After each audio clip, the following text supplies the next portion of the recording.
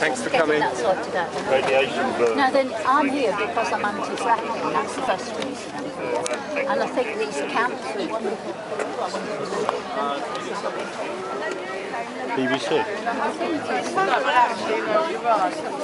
didn't know before. And the general public don't know it. I'm trying to follow this, and I don't know about it. And I've been informed about the most terrible scam that's going on here. Why are you anti-fracking? What's your problem with it? Well, Is that your bit of space there, is it, son? I have to wait a second. She's got sense. Yeah. I'm anti-fracking because the world, look, I come from something called climate revolution, and the main danger that we face is mass extinction from a planet that gets too hot to live in, and it's going to happen soon. So anything to do with the environment is what I'm concerned with. And what is happening is that oil companies, they can only make a profit from fossil fuels, which are finite, and they are destroying the earth by doing this. They're not interested in alternative energy because they don't make enough profit out of it. And in fact, in Germany, for example, they've got more than 50% of their energy is sustainable energy, and they're closing down the traditional fossil fuel things like coal fire things and everything. So, and our country is really very, very well set up to do alternative energy. You've got all this wind in the North Sea, and I'm not here to talk about the terrible things that happen from fracking, because I do know it, but I think other people can say it better. I understand that. Let's talk in broad terms. Yeah. What do you say to those people who say that things like fracking are a necessary bridge before renewable energy can take over, before its capability is up to speed? Yeah, well, I think the person, when you talk about those people, I think there's only David Cameron. I don't think anybody else agrees with him. And I think the government are trying to push this through to help their mates in the energy company, and because they believe that this is the world and this is how the economy is running the world. And it's not, it's the kind of economy that is ruining us. Just one question to Joseph, who's from Westwood University, and he's an expert in the gas industry. Yeah. Joseph, is there any legitimacy in the claim that fracking could bridge that gap before we get to renewables? Because I think everyone would like to be renewables, that's what Vivien's saying. I think gas can, but obviously you can source gas conventionally, and there are huge global reserves and resources of conventional natural gas that don't require fracking. But I think there's so much emphasis in the United Kingdom has been put on gaining gas from fracking when there are other sources available to us. And the problem we have at the moment is that we are using actually less and less gas and more coal. We've reached this crunch point where gas power stations are being closed down because coal has become so cheap to buy. So I mean, we're burning more coal now than we have done since the 1990s, which is really worrying for our emissions and in the wider aspects of climate change.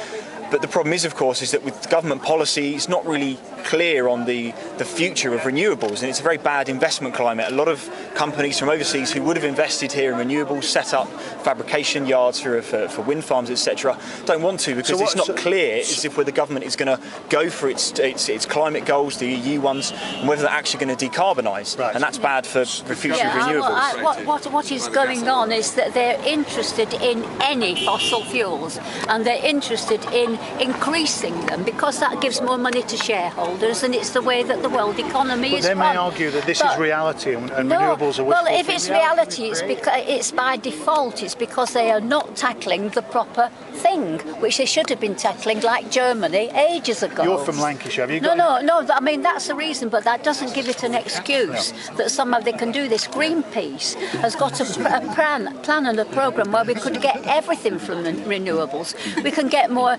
fuel from biomass than we can from fracking, for example, but they're not interested in that.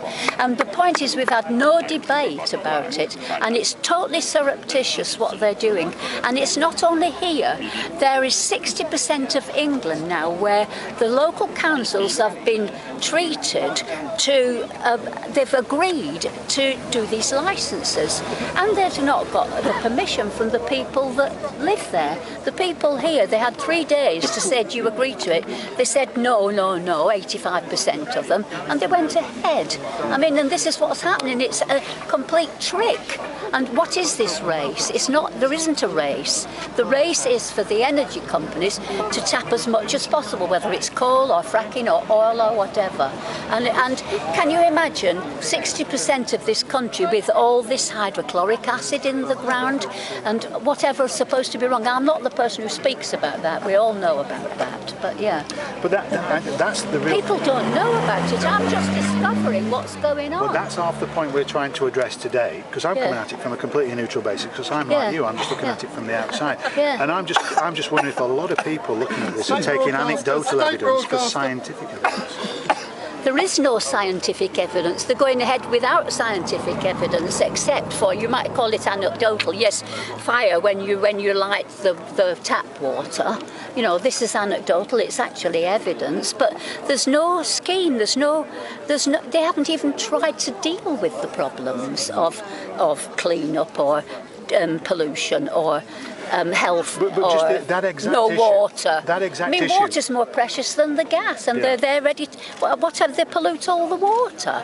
Well, that exact issue of the flames. That exact issue of the flames from the tap. Yeah. What's the evidence behind that? Well, the specific ones I think most people have seen in the Gaslands film with the guy lighting his tap with Joss Fox. The Colorado State Geological Survey studied, afterwards went in there, tested the water, and they found it was from the coal seam below the town. It was naturally occurring biogenic methane. This is not to say that fracking can't lead to pollution. However, that one there specifically, which is used as this picture, has been broadcast all over the world, millions of views on YouTube and then the film. That specific instance, that was not pollution from fracking. It was naturally occurring gas. And do you believe that? That's not a denial. I do actually. As I say, I'm not saying that fracking can't lead to pollution, because as I said before, any oil and gas production, any industrial process, there are inherent risks. So I'm not saying it's completely perfect, because it may or may not be true, but I wouldn't believe it. I don't know what the source is, but I know that most scientists in America are shit scared of telling the truth anyway, and they're mostly just contributing to the lies. Whereas over here, I wouldn't even believe it in the first place. But listen, I'm not here to do this hysterical thing. The point is, we don't know, and most people's reaction when they realise that all this hydrochloric gas is going to go has the possibility of going into the whole water system, and whatever else it is, earthquakes, whatever. If they think this is possible, and we're not even being told about it, and they're signing things. And can I just tell you that this energy company, they're not what they're doing now. They've got these licenses. Their plan apparently is to sell it on to other people. They're just making a quick buck. This is David Cameron's race to join the energy thing. Profit the companies, and they'll give you 1% of their profits. What's that about? It's mad. It's mad. Actually, here, no money's going to be given from this well because they're not fracking it. So this well doesn't. Come and have a conversation with me about fracking, young man. I'm just saying that the government policy is to pay local communities with fracking, but this well at the moment is not going to be fracked, so no money is going to be paid to the village for it. So they're not going to get a licence, is that what you're saying? Well, no, he's saying you won't get anything out of it. They're pretending you'll get something out of it, but you won't. One for exploration and then one for production. On the planning, they're actually giving the same argument in Ireland as well. During exploration, you will frack, and you will be able to frack. And on the planning that was given, that's not actually true. That's actually not true. If you speak to some of the local officials, you are entitled to frack on that site, on the planning. Did you not know that? I've read the plans. There's no fracking in there.